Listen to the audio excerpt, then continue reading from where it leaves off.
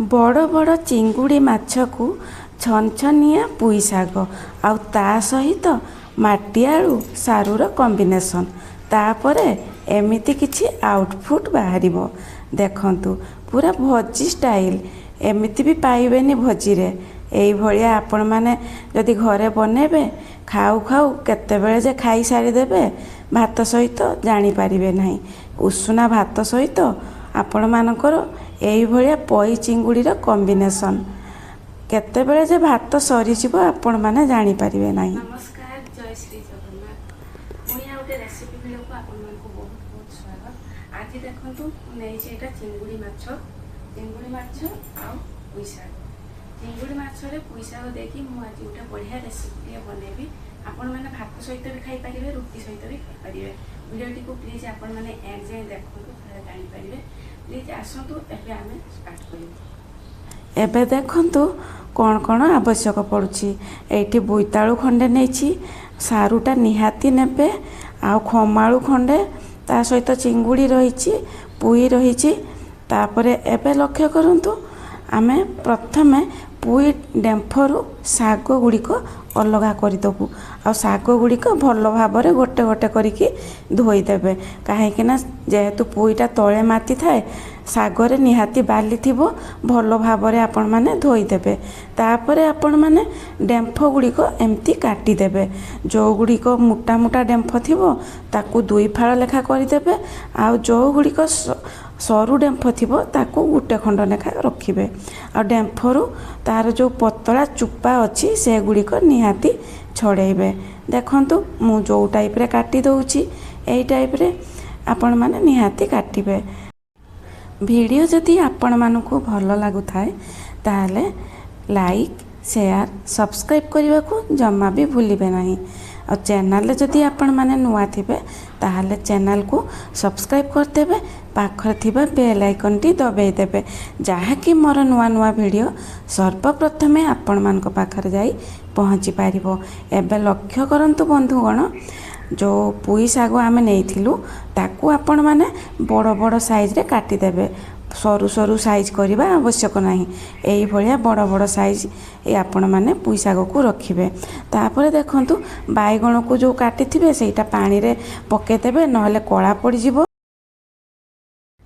एबे लक्ष्य करंतु सबु परिबा को आमे काटिकी रखी देइछु।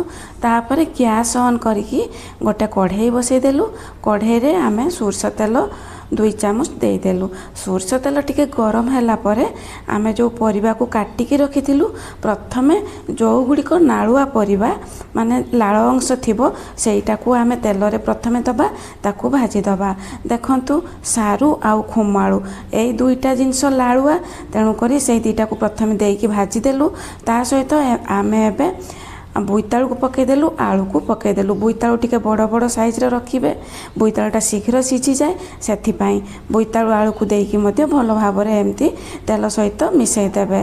तापरे देखंतु पोई नाड़ी देबे।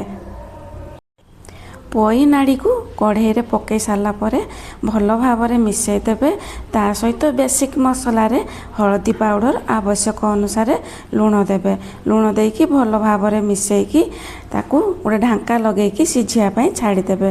तापरे देखंतु अन्य एक कढ़ाई रे मु तेल देई देली। तेल टिके गरम हैला परे पुई शागटा को टिके भाजी देबे। पुई शागटा जेहेतु लालुआ अंश अच्छी सेटा को भाजिकी अलगा रखिदेबे। ता सहित आवश्यक अनुसार टिके लूण पकईदेबे। देखंतु पुई शागटा मध्य मु भाजी देली। तापरे एबे टिके भाजी गला परे प्लेट को काढ़ी आनली। तो एबे लक्ष्य करंतु आउ थरे कढ़ाई रे तेल देई देली। तेलटा टिके गरम हैला परे आउ आमे जो चिंगुड़ी को सफा करिकी रखिथिले धोईकी एबे कढ़ाई रे देई दबा। ता सहित आवश्यक अनुसार लूण हळदी पाउडर दे दबा। तापरे ताकू भल भाव रे टिके भाजी दबा। आपण माने चिंगुड़ी को प्रथमरु धोईकी सफा करिकी रखी देइथिबे, तार मुंड सब छड़े देइकी रखिथिबे। एबे लक्ष्य करंतु चिंगुड़ी माछ भजा हमर होई गला। एबे आमे ताकू गोटे प्लेट को काढ़ी आनिबू। तापरे लक्ष्य करंतु कढ़ाई रे पुणी आउ थरे तेल दे दबु। 3-4 टेबल स्पून तेल दे दबु।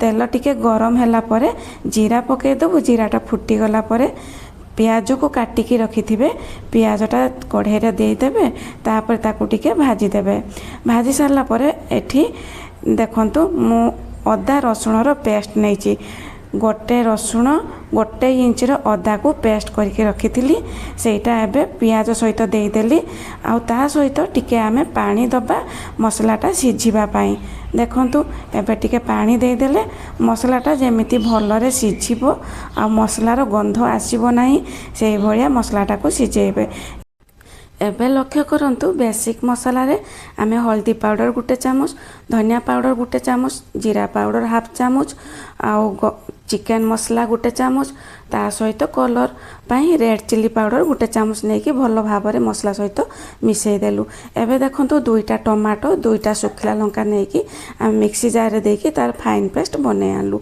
आउ से गुड़िक आमे मसला सहित एबे देदेलु आउ ताकू भल भाव में आमे कसिबु आपण माने गैस रो फ्लेम को लो टू मीडियम रे रखिकी मसलाटा को 5 ରୁ 7 मिनिट भल भाव में कषिबे एबे देखंतु ता सहित आमे कसूरी मेथी पके देकी भल भाव में मिसई देलु मसलाटा जेते भल भाव में कषि हबो तरकारीटा आपण मानकर सेते बढ़िया टेस्टी लागिबो तो एबे लक्ष्य करंतु सांग माने मसला आमर देखंतु कढ़ाई रू छाड़ी गलानी मसलाटा परफेक्ट हो जाइछि एई स्टेज रे आपण माने कोन करिवे ना बाइगण को जो काटिकी रखिथिबे बाइगणटा आमे प्रथम देई नथिलु एबे आमे मसला सहित बाइगण को देकी टिके कषि दबु बाइगणटा जेहेतु बहुत शीघ्र सिझी जिवो एबे बाइगणटा मसला सहित देई दबु आ ता सहित देखंतु पुई सागटा देई देलु आ एठी बुट डाली को मु सिझेकी रखिथिली सेटा मध्ये देई देली जदि बुट डाली आपण माने 4-5 घंटा पूर्वरु भिजेकी रखिबे आ ताकू परिबा सहित सिझेई देबे मु सांगे सांगे भिजई थी से प्रेसर रे सिझेकी एबे बुट डालटा ता सहित मसला सहित कषिदेली तो एबे लक्ष्य करंतु सांग माने एबे सबु परिबा को आमे जो टिके संतुली देइथिलु से परिबा को एबे कढ़ाई रे देई दबु आ भल भाव रे सबु को मिसई दबु देखंतु ए भलिया खुसुणी रे एपट सेपट कर देबे सबु परिबा को भल भाव रे मिसई देबे एबे टिके ग्रेवी पई ता सहित पानी मध्य देबे एबे लक्ष्य करंतु चिंगुड़ी माछ को जो आमे प्रथम रु भाजिकी रखिथिलु चिंगुड़ी माछ मध्य एबे कढ़ाई रे देई देलु आ भल भाव में मिसई देलु तापर देखंतु आमे पानी को गरम करके रखिथिलु पानीटा एबे कढ़ाई रे देकी भल भाव में मिसईकी 2-4 मिनिट फुटिया पाई छाड़ी देबे लास्ट रे आपण माने गरम मसला टिके पकेकी भल भाव में मिसईकी पुणी 1-2 मिनिट फुटिया पाई छाड़ी देबे रेसिपी जदि आपण मानकु भल लागिला प्लीज लाइक शेयर सब्सक्राइब करने को जमा भी भूलिबे नहीं देखंतु एबे कढ़ाई रे ढांका लगे देकी 1-2 मिनिट छाड़ी देली एबे हमर प्रस्तुत हो गला पुई साग चिंगुड़ी माछर घांट तरकारी तो आज पाई एतिकी रहिली नमस्कार जय श्री जगन्नाथ पुणी देखा हबो आ गोटे नुआ वीडियो सहित नुआ रेसिपी रे thank you take care all of you.